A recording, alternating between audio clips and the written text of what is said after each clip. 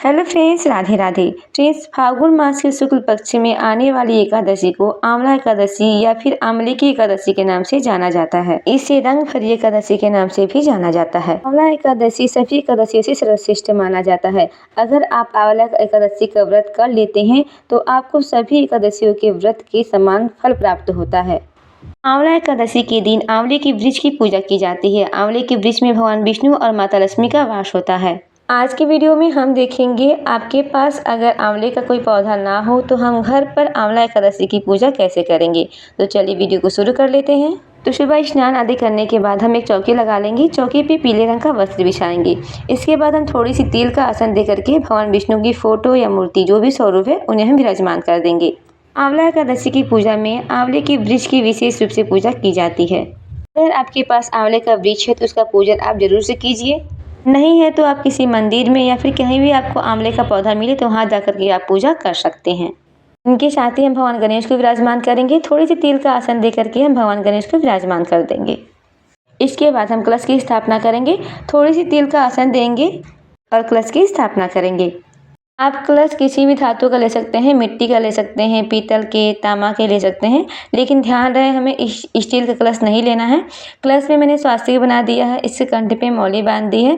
तो इसमें पहले हम थोड़ा सा गंगा जल डालेंगे। इसके बाद हम शुद्ध जल से कंठ तक कलश को भर देंगे।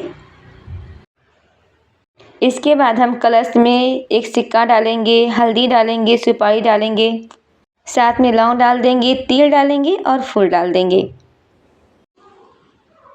अब हमें कलश के ऊपर आम के पत्ते लगाने हैं। तो आप अशोका के पत्ते ले सकते हैं या फिर आम के पत्ते ले सकते हैं। तो मैंने यहाँ पर आम के पत्ते ले लिए हैं 5 और इसमें हम रोली और चंदन से तिलक कर देंगे। इसके बाद हम एक पात्र लेंगे, उसमें हम तिल रखेंगे।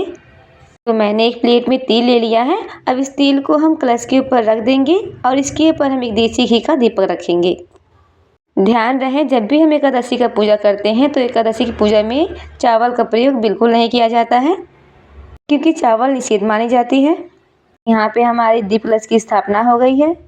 इसके बाद हम दीपक जला देंगे। अब हम जल से छींटे लगाते हुए सभी को भाव रूपी स्नान करा देंगे। तो मैंने सभी को स्नान करा दिया है। स्नान कराने के बाद हम सबसे पहले भगवान गणेश की पूजा करेंगे। तो भगवान गणेश को हम वस्त्र के रूप में जनेऊ समर्पित करेंगे। आपके पास जनेऊ नहीं है तो आप कलावा भी समर्पित कर सकते हैं। तो मैं यहाँ पर जनेऊ समर्पित कर दूंगी। अब हम भगवान गणेश को रोली और चंदन से तिलक करेंगे, तिल समर्पित कर देंगे।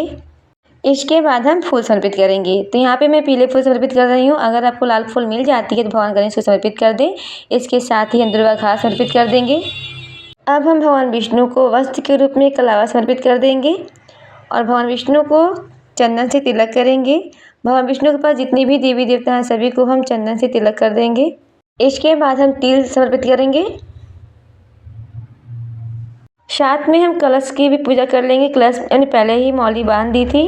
अब हम दीपक की भी पूजा कर लेंगे। दीपक को हम तिलक कर देंगे और दीपक में भी हम तिल डाल देंगे। कहते हैं जितने ही तिल चटकते हैं उतना ही हमारा कष्ट दूर होता है। इसके बाद हम सभी को इत्र समर्पित कर देंगे। भगवान विष्णु को हम इत्र लगा देंगे। भगवान गणेश को भी हम इत्र लगा देंगे।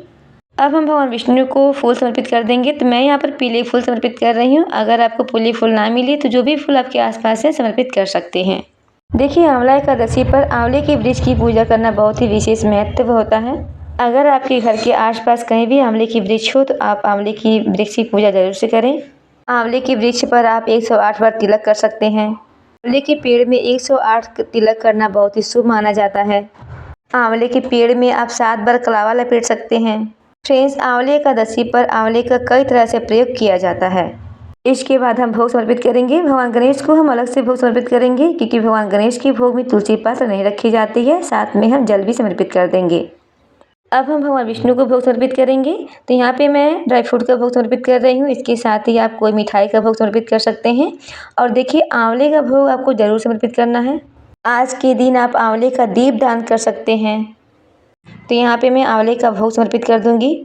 फ्रेंड्स, जैसे मैंने आपको बताया, आंवला एकादशी के दिन आंवले का कई तरह से प्रयोग किया जाता है। तो आप कोशिश करें आंवला एकादशी के दिन स्नान के जल में थोड़ी से आंवले का जूस मिला करके आप स्नान करें। और आंवले का भोग आप ज़रूर समर्पित करें और साथ में आप खुद भी आंवले का सेवन कर सकते हैं। इसके बाद हम सभी भोग में तुलसी पात्र रखेंगे, क्योंकि बिना तुलसी के तो हमारे विष्णु भगवान भी भोग स्वीकार नहीं करते हैं।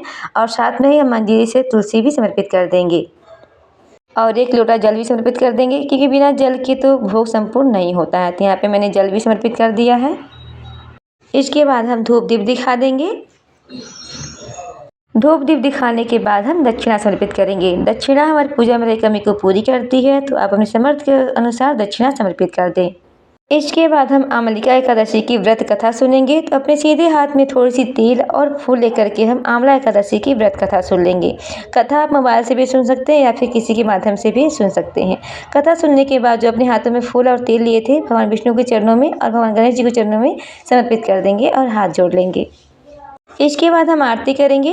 तो हमने जो कलश की स्थापना की उससे हमें आरती नहीं करना है, हम अलग से कपूर लेकर आरती करेंगे। तो पहले भगवान गणेश जी की आरती करेंगे, फिर भगवान विष्णु जी की आरती करेंगे। सभी की हम बहुत ही प्रेम पूर्वक से आरती कर लेंगे। आरती करने के बाद हम हाथ जोड़कर पूजा में गलतियों के लिए क्षमा याचना करेंगे, अपनी मनोकामना को पूर्ण होने के लिए प्रार्थना करेंगे। इस तरह से आंवला एकादशी की पूजा पूर्ण हो जाएगी। तो फ्रेंड्स, पूजा के बाद जो लोटा का जल है हम सूर्य देवता को अर्घ्य दे देंगे। जो भी भोग प्रसाद है सभी परिवार के सदस्यों में हम बांट लेंगे। और चौकी हमें अभी नहीं हटानी है, अगले दिन हटानी है। शाम को भी चौकी पे दीपक जरूर जलाना है। तो फ्रेंड्स, अगर आप बाहर आंवले की वृक्ष की पूजा कर रहे हैं तो केवल आप आंवले पेड़ की पूजा करें। अगर आप घर पे पूजा करते हैं तो आप आंवले के पेड़ के साथ साथ भगवान विष्णु की भी पूजा जरूर से करें। तो फ्रेंड्स, आंवला एकादशी के दिन आंवले का पेड़ का पूजा करना बहुत ही शुभ माना जाता है। अगर आपके घर के आसपास कहीं आंवला का पेड़ मिल जाता है तो आंवले की आप पूजा जरूर करें। आप 108 बार परिक्रमा करें, आप 108 तिलक करें आंवले की पेड़ में, देसी घी का दीपक जलाएं। तो फ्रेंड्स, किसी कारण अगर आप आंवला एकादशी का व्रत नहीं कर पाते हैं तो आप पूजा जरूर से जरूर करें। आंवला एकादशी का व्रत और पूजा करने से सभी मनोकामनाएं पूर्ण होती हैं। और हो सके तो अगर आपके आसपास आंवले का पेड़ हो तो आप उसकी भी पूजा करें और आंवले एकादशी के दिन आप आंवले का सेवन जरूर करें। तो फ्रेंड्स, आंवले एकादशी की सरल पूजा विधि अगर आपको पसंद आई हो तो प्लीज़ लाइक कर दीजिएगा। मेरे वीडियो पे नए हैं तो चैनल को सब्सक्राइब कीजिएगा, बेल आइकन को प्रेस कीजिएगा ताकि आने वाले वीडियो की नोटिफिकेशन आप सभी को मिलती रहे। तो भगवान विष्णु की कृपा आप सभी भी सदा ही बनी रहे। इसी कामना के साथ फिर मिलते हैं। राधे राधे।